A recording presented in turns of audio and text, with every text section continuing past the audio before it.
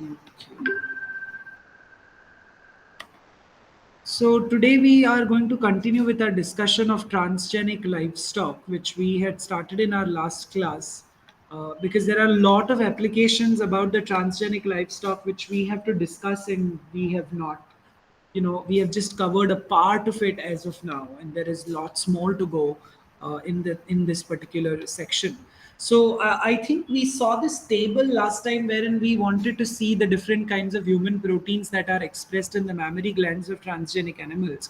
And I told you that this is just a gist of the different kinds of pharmaceutically important products which are expressed in the milking organisms. There are several other products which can actually be expressed in these organisms, which are not listed out over here, but the list is actually unending. Let us talk about a little more about these livestocks which are created as transgenic animals.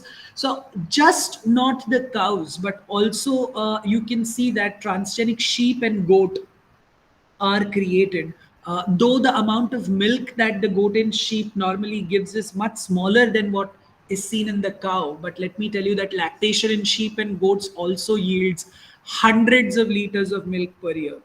Okay, and goats can also be raised to produce milk more rapidly than cows. Okay, the lifespan that they have is different.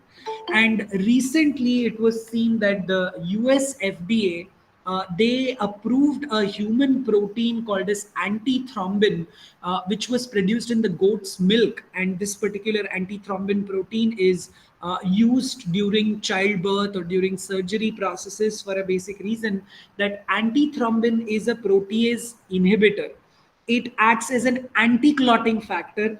It reverses or it inhibits the activity of thrombin and other coagulation proteases, thereby preventing formation of excessive blood clots. Because many a times during surgery this happens that there is excessive blood clotting, and that excessive blood clotting has a huge risk associated to it, because these clots can move through the circulatory system, move via the blood vessels.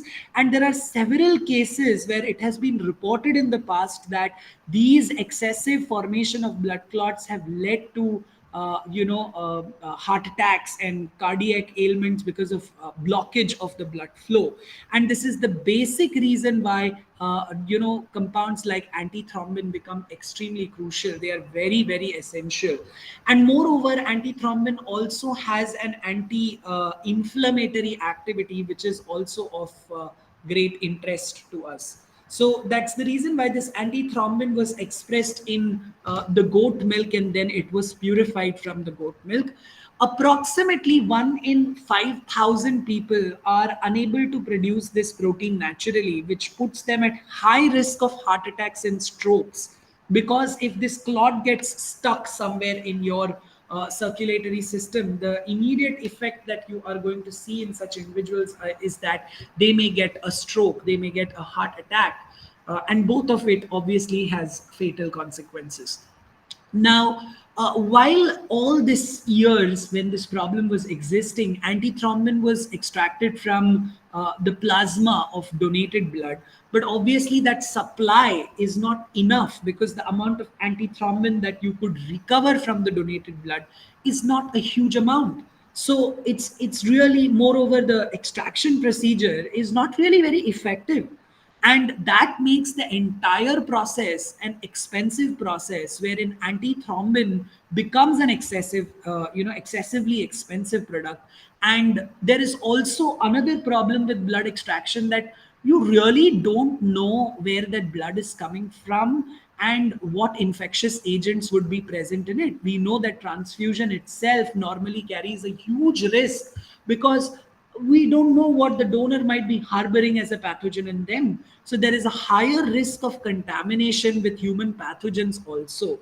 So that's the reason why expressing this protein in milk and then extracting it from milk is not just going to be a cheaper process, but it is also going to be comparatively pretty much safe. Okay, and that's how the transgenic goat and their milk has been a very important source of human antithrombin, wherein you can get around 2 to 10 grams of this protein per liter of the milk. While if you do this in cell cultures, you will see that the yield is around zero point 0.2 to 1 gram per liter of culture medium. So you can see that 10 गुना ज़्यादा yield आपको मिलने वाला है if you are going to express this protein in the mammary glands of these transgenic animals rather than producing it in the cell culture. And moreover, you very well know as biotech students that maintaining a cell culture and doing a cell culture experimentation on a regular basis is such an expensive task, because the basic ingredients that you need to keep the cells viable is not cheap. You have some specific ingredients like maybe even using horse serum. It is pretty expensive. It makes the entire process expensive. So if the production process is expensive, automatically the product cost is also going to increase. That's not the case with transgenic animals, and that's the reason why that is much more viable an option as compared to all the other alternatives. Okay, so 75 transgenic goats would be enough to meet the annual demand for antithrombin. Are you seeing that? So the demand is not, whatever is the annual demand, that can be very easily met with if you have 75 transgenic goats at a time. So that's a great thing, so that you don't have to go for cell lines or other expensive methods, and this can be your breakthrough to meet the global demand of a therapeutic protein. So similarly, other human therapeutic proteins can also be expressed in transgenic goat, and some of them are being expressed in transgenic goat are blood proteinase inhibitors such as antitrypsin, human clotting factors such as factor 9 for treatment of hemophilia, and other monoclonal antibodies also. Now, if you see the milk yield of different animals, you can see that rabbit has an annual milk yield of 5 liters, pig has around 300 liters, sheep has around 500 liters, goat has around 900 liters, and cow has around 10,000 liters. And in every organism, if you see the estimated recombinant protein which is being produced by per female is going to be in rabbit 0.02 kg per year, which is very low. In pig, it's going to be 1.5 kg per year. Sheep, it's going to be 2.5 kg per year. In goat, it's going to be 4 kgs per year. And in cow, it's going to be 60 kgs per year. So no doubt that transgenic cows are going to be the best source, but then automatically, there are a lot of things, lot of challenges that comes in way when you are having transgenic cows, and that's the reason why people are trying out transgenic sheep, transgenic goat as alternatives. Now, it's not just for therapeutic proteins that you think of the transgenic livestock, but also for production of donor organs. To a great extent, the transplants have happened from organs which have come from organisms other than humans. Animals are one of the potential sources that you will have for transplantation of organs into humans. Human to human organ transplantation is what we call as allotransplantation or allografts, which means organs which are coming from similar species. So such organ transplantations of heart, liver, kidney has been reported to be around 75 to 95% effective for the first year. Okay, and on an average, people who undergo such transplantations of allografts, they survive for 10 to 15 years. Okay, but however, the demand for organs that has been there throughout the globe has increased, and we don't have such a huge supply of human organs wherein we can carry out human to human organ transplants. So that is where there is a need for animal donors, wherein we can transplant organs coming from other animals into human beings. So in United States, more than 80,000 kidney transplants were required in 2008, but only 15,000 could be performed. So that clearly indicates that there is such a huge shortage of what you what organs that are basically needed, right? Now, with this in mind, people have been considering animal to human transplants, which we call as xenotransplantations or xenografts, and they have been proposed so that this shortage of organs that we are facing at this point of time, that can be solved. Obviously once we hear this there should be lot of questions in our mind. अरे जब हम human to human transplantation करते हैं तभी हम इतना matching level check करते हैं कि भाई कहीं ऑर्गन बॉडी रिजेक्ट ना कर दे। तो अगर हम किसी एनिमल से ऑर्गन उठाकर ह्यूमन में डालने वाले होंगे तो वो कितने हद तक एक्सेप्ट होने वाला है, ये बहुत बड़ा सवाल है। Right, this question should come in everyone's mind right now.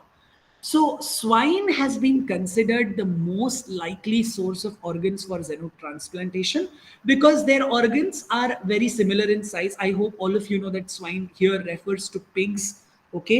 And their organs are very similar in size, and also the physiological functions of those organs are very similar to humans, okay? And we very well know that pigs, they are raised for food, so they are going to be sacrificed at some point of time, so their organs can be harvested and they can be transplanted into people who actually need them.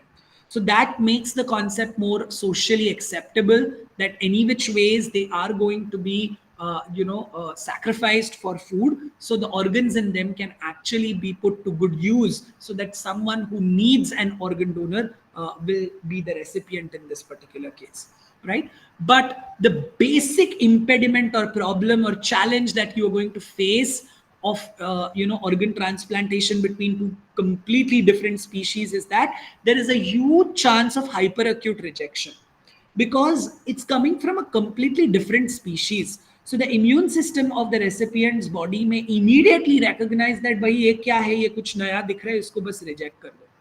Okay, so hyperacute rejection is because of the antibodies of the host organism, which may bind to the epitopes, especially the carbohydrate epitope like beta gal on the surfaces of the cells of grafted organ, and it is going to get rejected. Okay, because these antibodies, once they bind, they elicit an inflammatory response wherein complement system or complement cascade of your immune system gets activated. Complement cascade is wherein any tissue, any foreign material that is bound with antibodies is recognized as foreign, and these antibody coated cells are immediately destroyed by the complement cascade. So it may happen that after a few hours of transplantation, that organ is rejected by the recipient's body. Okay, so we need to understand that there is a heavy risk that even though you may be transplanting this organ, just give me a minute, students.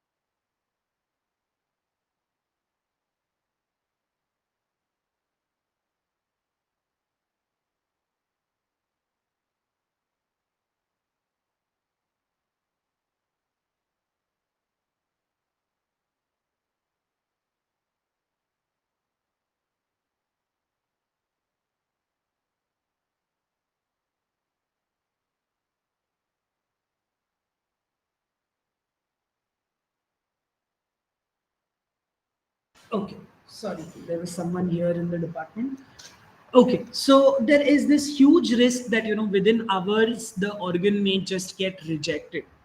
And under natural conditions, proteins that are there on the surface of the cells which line our blood vessels, they protect the cells from any kind of inflammatory response that may be raised, because inflammatory response अगर elicit भी किया जाता है ना, तो हमारे body के पास वो मैकेनिज्म है कि वो उस inflammatory response को कंट्रोल भी कर सके.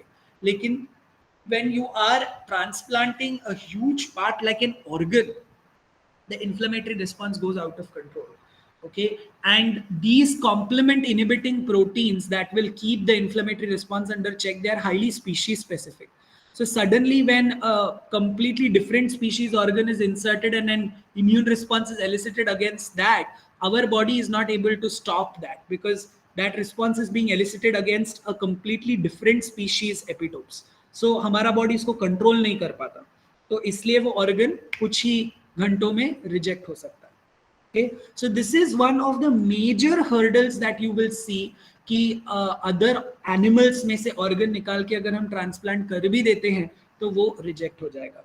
तो ऐसे में हमको कुछ तो ऐसा करना पड़ेगा which will not allow this complement cascade to actually destroy the organ that has been transplanted, right? So transgenic pigs with human complement inhibitor genes have been produced. Okay, so these pigs will be reared as organ donors and they will be expressing some human complement inhibitor genes, so that even if a complement cascade is activated or is tried to be activated in the recipient body, that cascade is going to be stalled. It will not be able to bring about an inflammatory response. So you are making these transgenic pigs with human complement inhibitor genes and you're rearing these pigs as organ donors specifically. Okay. Now, hyperacute rejection did not occur after kidneys from such transgenic pigs were transplanted into a primate host. So obviously this testing cannot be done on humans directly. It was done on a primate like monkeys. Okay, and it was seen that the survival time was 20 to 90 days depending on the human complement inhibitor expressed. So they tried out different inhibitors, okay, and they have seen that which one of it actually leads to higher survival times in these primates.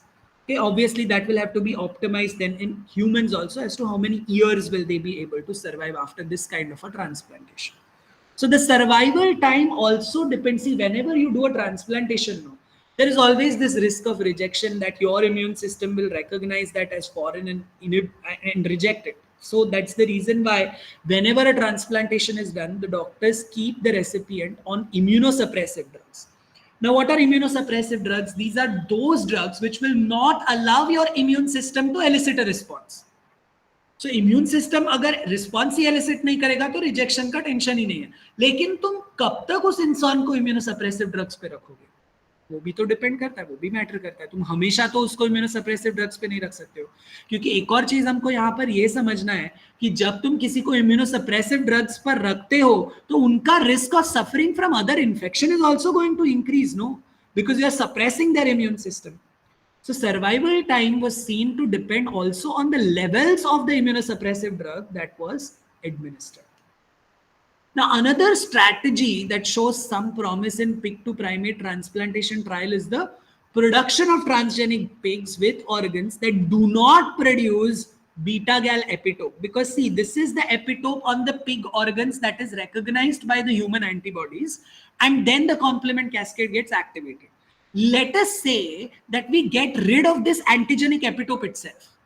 If we don't have these antigens on the transgenic pig cells, then there is no risk at all because antibodies will not bind to them. If antibodies will not bind, the complement cascade will not get activated. So automatically the rejection process will be stalled.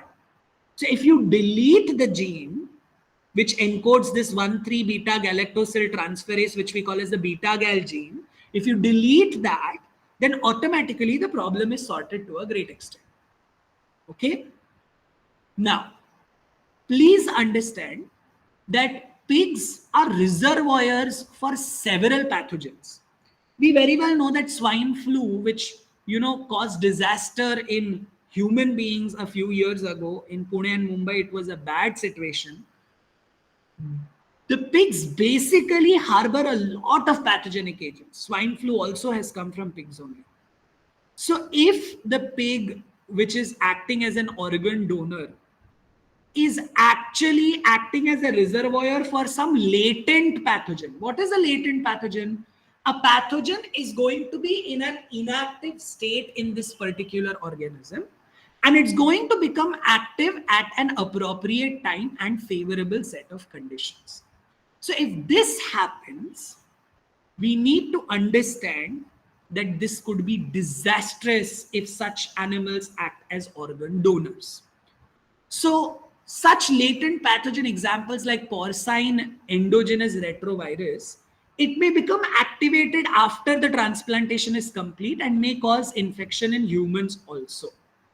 Because see, viruses which infect pigs, they have the ability to cause infection in humans also. So, under such circumstances, the things may go completely out of hand. So, PERV is found to replicate in human cell lines. Okay, it has been seen that in some established human cell lines, this particular virus is able to grow. But there are also some evidences that newly established cell cultures or in vivo in human cells, this virus may not show enough replication. So there is a lot of confusion कि भाई PERV अगर in vivo replicate नहीं कर पा रहा है तो फिर वो इन्फेक्शन कैसे एस्टेब्लिश कर रहा है, एडवर्स सिम्टम्स कैसे आ रहे हैं, ये अभी तक समझ नहीं पाए. तो there are complications with it. But ये फैक्ट इससे चेंज नहीं होता कि पिग्स को अगर हम डोनर करके सिलेक्ट करते हैं तो उनमें से कुछ इन्फेक्शियस एजेंट्स, कुछ पैथोजेनिक एजेंट्स ह्यूमंस में बवाल मचा सकते हैं. तो ऐसे कॉम्प्लिकेशंस का क्या करने का, this is going to turn out to be a big ethical issue, no, क्योंकि तुम किसी का जान बचाते बचाते उसको कोई डेंजरस बीमारी दे दोगे तो how much ethical is that going to be? So a lot of testing, screening has to be done of the animal which is acting as the donor of the graft that is going to be transplanted into the human before you actually carry out that process, because you are going to risk a life otherwise. Then comes the concept of disease resistant livestock. We know that livestock is being reared for several purposes. Milk hai, then yield of wool hai if you talk about sheep, then for the meat purposes, the animals are being domesticated and reared for several reasons, economic reasons. Now what we need to understand is that these animals are also prone to getting some severe infections. What we need to understand is if these infections are caused by pathogenic agents, which can also cause infections in humans, it could be disastrous. And secondly, if these infections are going to affect the livestock to such an extent that whatever product they give rise to, the quality and yield of that is going to get affected, then moreover, it is going to be worse. So there has to be a way of controlling infections which occurs in this livestock. So that can be controlled by vaccination, giving them drugs or antibiotics, physically isolating the infected organism so that they don't spread it to their, organisms of the same species, or also monitoring these animals carefully, whether they are showing any signs of sickness. Okay, if they are, then take them to a vet, isolate them, get them treated properly, keep them away from other organisms till then. ये सब चीजों का बहुत अच्छे तरीके से ध्यान रखना बहुत essential है. And let me tell you that disease prevention itself is an expensive process. मतलब अगर तुम total production value देखोगे livestock का तो उसमें से 20% खर्चा disease prevent करने में ही जाता है.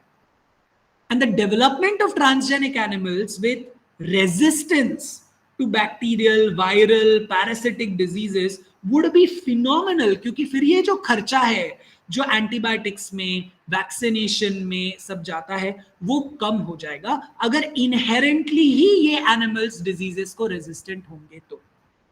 So the money will be saved, productivity will increase, we will end up providing safer food derived from these animals, and also it's going to increase our economic benefits, isn't it? So there is a need to come up with transgenic varieties which can actually be resistant to the diseases. So genetic resistant to bacterial diseases like mastitis, which is an infection of the mammary gland, where you will see that there are abscesses or lesions that you can see on the mammary gland in dairy cattle. Other than that, bovine spongiform encephalopathy, which is also called as mad cow disease or abbreviated as BSC, is caused by prion infection in cattle. Okay, that is again disastrous infection. Then neonatal scores, which is also called as dysentery in pigs, in swine, and fowl cholera. This all could be some of the targets wherein we want to generate inherently resistant transgenic animals to these infections. Okay, and if we are able to determine how to give them this genetic resistance, then it would be really easy to create these transgenic animals, and our problem of dealing with these infections will also get sorted to a great extent. Now, one approach that can be used to develop lines of animals that are resistant to these infectious agents could be by making them inherit immunological protection by transgenesis process, such that the genetic information itself has the ability that how their immune system should deal with a specific pathogen or with a specific infectious agent. So if we are able to encode this in the animals at an early stage of their development itself, then the problem is going to be sorted to a great extent. Today, to a great extent, from research, we know that which are the genes which code for heavy and light chains of a monoclonal antibody, and we are able to express human-like monoclonal antibodies in mice, rabbits, goats, pigs. ये सब हम कर पाए हैं because immunology has flourished to such an extent wherein we are now able to develop diagnostic kits, we are able to develop monoclonal antibodies for therapeutic purposes. During the COVID scenario itself, you would have seen that so many monoclonal antibodies were in demand, right? So with this information, with this knowledge, we should be able to provide biological protection to the transgenic animals such that the need for immunization by taking a vaccination which is externally administered should be completely, it should be vanished off, wherein their own system is expressing monoclonal antibodies against that pathogen because they have genetically encoded those monoclonal antibodies in their system. They don't have to be injected externally with the monoclonal antibody. सोचो कितना जबरदस्त हो जाएगा अगर ऐसा कुछ हो गया कि एनिमल खुद एंटीबॉडी बनाने का क्षमता रखता है for a particular pathogen. So they don't even have to get exposed to that pathogen. They inherently have those monoclonal antibodies circulating in them. So जो बहुत ही कॉमन पैथोजेंस है उनका प्रॉब्लम हम यहाँ पर सॉल्व कर सकते हैं क्योंकि फिर उनको वो बीमारी होगा ही नहीं because they will already be having these monoclonal antibodies in their system. Vaccination का जरूरत पड़ेगा ही नहीं. So this is called as in vivo immunisation क्योंकि तुमको एक्सटर्नली कुछ भी इंजेक्ट नहीं करना पड़ रहा, अंदर के अंदर ही एंटीबॉडीज बन जा रहे. Okay, now although an animal has the ability that once it gets exposed to the antigen it will produce the antibody on its own, ये तो उसका रेगुलर मैकेनिज्म होता ही है, बट इसके लिए उस ऑर्गेनिज्म को पहले पैथोजन को एक्सपोज होना पड़ेगा, कुछ सिम्टम्स झेलने पड़ेंगे, प्रिलिमिनरी इन्फेक्शन झेलना पड़ेगा. लेकिन अगर हमने ऑर्गेनिज्म को ट्रांसजेनेसिस के द्वारा ऑलरेडी उस पर्टिकुलर पैथोजन के लिए कोड करने वाला एंटीबॉडी का जीन दे दिया है तो वो कंटिन्यूअसली वो एंटीबॉडी अपने सिस्टम में प्रोड्यूस करते रहेंगे. तो जब भी वो पैथोजन आएगा इसको बैठ के एंटीबॉडी बनाने की जरूरत नहीं है, already antibody is there in circulation. Best है ना.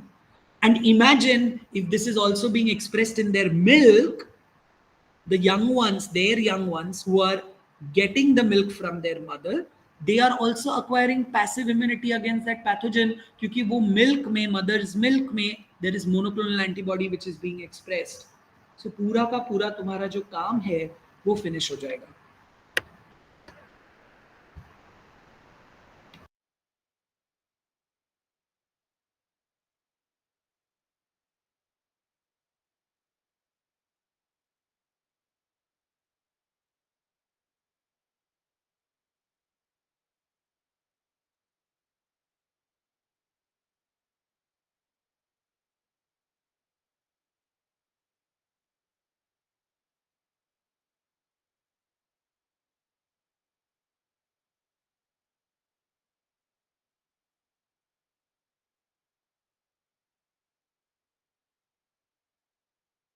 Okay. So, has anyone heard of prion infections? Anyone here can tell me about prion infections?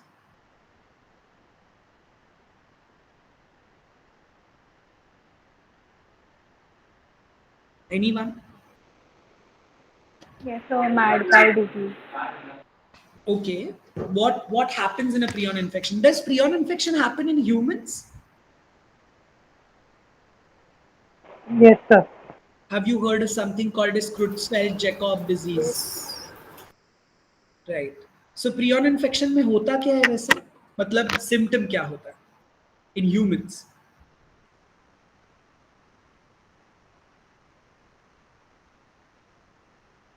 Anyone? So they start eating the flesh. Is that the only symptom of the disease?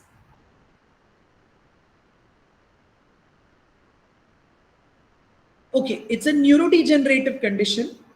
Eventually, you will see that the body sets itself to decay process, even if the individual is alive. Okay, this prion infection in humans is said to have started with the practice of cannibalism. अगर तुम कभी virology का कोई book पढ़ोगे, specially टेरी shores नाम का एक virology का बुक है, वो बुक अगर कभी पढ़ोगे ना, तो प्रियॉन इन्फेक्शंस पर एक डेडिकेटेड चैप्टर है उस बुक में. उसका शुरुआती जो एक्सप्लेनेशन है, that tells about how prion infection became common in human beings, in human civilization. And it dates back to that era wherein cannibalism was a very common practice. Does anyone know what is cannibalism? Yes, so same species eating the same species. Exactly.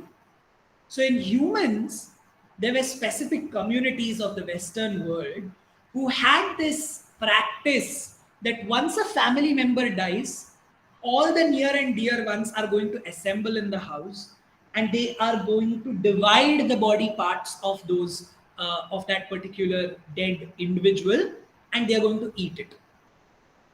Humans eating humans. And according to their rituals, they also had it fixed that which relative gets which part, depending on the relationship of that particular individual, of that dead person with the other person. It used to be decided that which part of the body is consumed by whom. So, this practice of cannibalism has said to give rise to prion infections. And unfortunately, once it is in a system, that prion infection gets passed on to the future generations also, even if they don't practice cannibalism. So that's how, till date, we have communities who are suffering because of prion infections, which is disastrous. Don't you think so? I mean, we can't even imagine as humans the practice of cannibalism today. We can't even imagine eating our own family member after their death. It's impossible. This thought process itself sounds horrible to us, but this has happened in the past. Okay, and this has given rise to this condition called as prion disease. So prion disease is basically caused due to aberrant, that is abnormal form of normal brain protein. So a protein which is normally found in the brain, when it is, you know, it is structurally deformed, or its configuration is made to change, it turns into an infectious form of protein, which we call as the prion proteins. And these prion proteins are responsible, these aberrant proteins are responsible for leading to the infection. Okay. So once a protein becomes aberrant, it can induce the other normal counterparts also to misfold themselves and turn into aberrant proteins. So it's like a epidemic कि अगर एक भी aberrant हो गया तो वो बाकी सबको influence कर सकता है कि भाई तुम भी अब misfold हो जाओ और तुम भी aberrant हो जाओ, तुम भी abnormal हो जाओ. And these misfolded proteins, then they aggregate, and those aggregates of misfolded proteins disrupt your normal functioning of the brain. So, one of this very problematic prion infection in the beef industry is the bovine spongiform encephalitis, which is, or encephalopathy, which is BSE.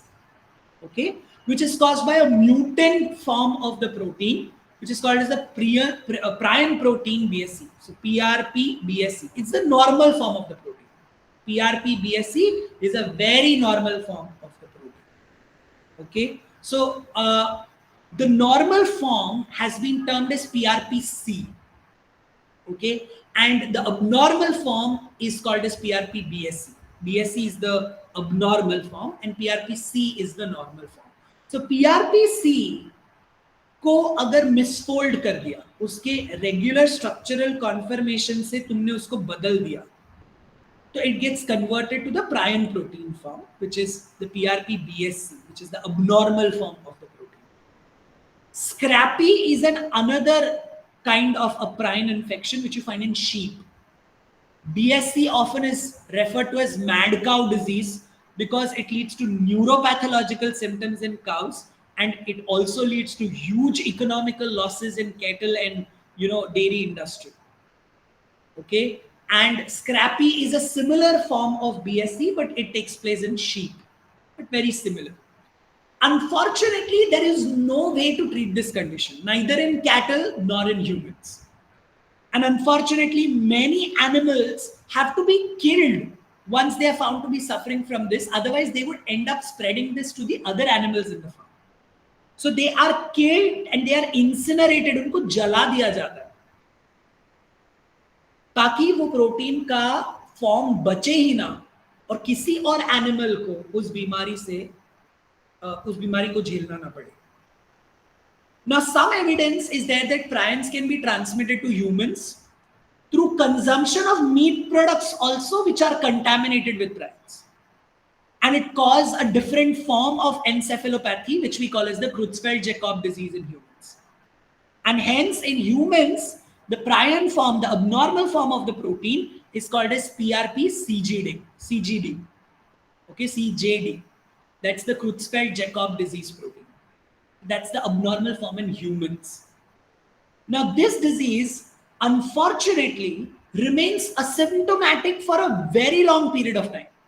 तो यानी 20-20, 25-25 साल तक कोई symptom दिखाई नहीं देता, और इसीलिए ये प्रॉब्लम है कि एक जनरेशन से दूसरे जनरेशन में पास ऑन होते जा रहा है, क्योंकि इनिशियल कुछ सालों में आपको ह्यूमंस में कोई सिम्टम नहीं दिखाई देता, and eventually it manifests as mental deterioration first. And by then, these individuals would have reproduced and given rise to the future generations and would have already passed on that infection to the next generation also. So if there is a way to stop the prion infection in animals, we would be able to control its spread in humans also. And to a great extent, the kind of economic losses that are taking place due to prion infection can be controlled. So you can see that this is the normal form of the protein, which is called as the PRPC, this one. Once it is misfolded, the misfolded form of PRPC, which aggregates together, and this aggregated PRPC gives rise to the PRP-BSC, which is the prion infection protein, which can lead to all neurodegenerative conditions. And this is what needs to be controlled. Now the question was, if we have the ability to abolish the production of the normal version of the protein itself, what would happen? This was the question. Because see, it's a normal protein which is being expressed in animals. So it could be that it has some functions to perform. So then if I abolish this normal version of the protein, is it going to affect these animals in any way? Very important to note that first. So the normal version of the protein PRPC was abolished in mice first and then in cattle. Okay, and both the alleles of the gene which were coding for PRPC were disrupted by insertion of another gene in the coding sequence. So when you disrupt the coding sequence, automatically the protein cannot be expressed. So another antibiotic resistant gene was inserted in between that coding region of the PRPC protein, such that a functional PRPC cannot be produced. Now these animals which were modified such that they cannot express a regular protein, were tested for a variety of morphological, physiological features to see that deletion of this particular protein, is it leading to some kind of abnormality? And also it was tested if it was leading to, spongiform encephalopathy in these animals, that is prion infections in these animals, if they are, made or exposed to prion proteins. So they were tested for several parameters like mental status, sensory motor functions, immune function, brain tissue morphology. And the brain tissue of infected animals, let me tell you that it looks horrible. Why is it called a spongiform infection? Basically, because an infected animal's brain will show you presence of several holes like you see in case of a sponge. That's why the term spongiform.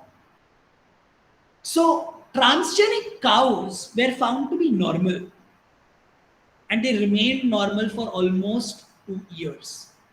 So they were tested for a span of 2 years. Brain tissue homogenates were collected from wild type, that is, who were not genetically modified, and the knockout cattle. Okay, and they were incubated with the brain homogenates of BSC infected cattle, carrying the abnormal version of the prion protein. Because see, normally what do we expect?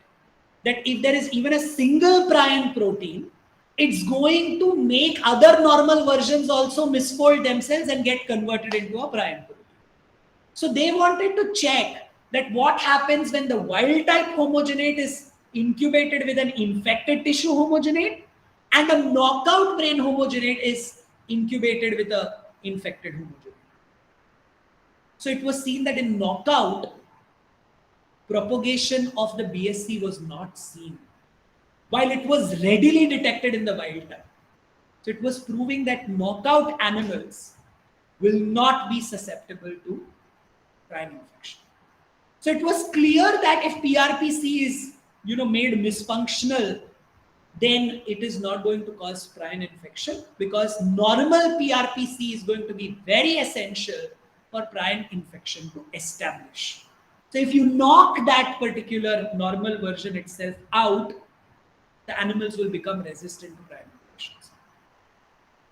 Okay, so now the clinical trials are wherein they want to check that if these transgenic animals, if they are inoculated with prion proteins, जो ऐसे knockout animals है, क्योंकि पहले animal के साथ नहीं किया, उन्होंने क्या किया, ब्रेन टिश्यू होमोजेनेट्स को इंक्यूबेट किया.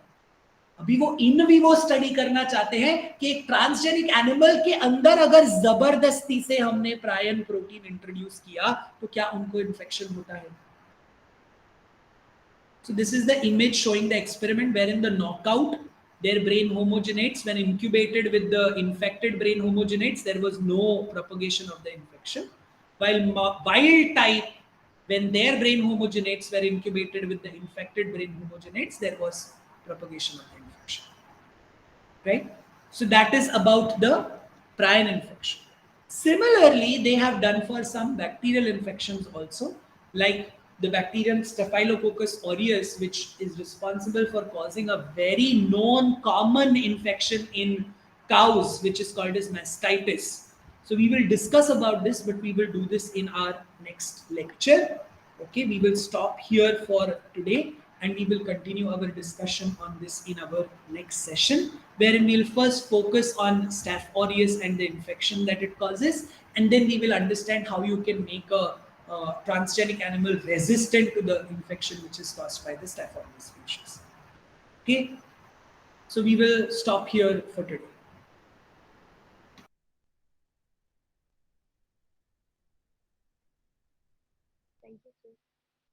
Thank you, sir.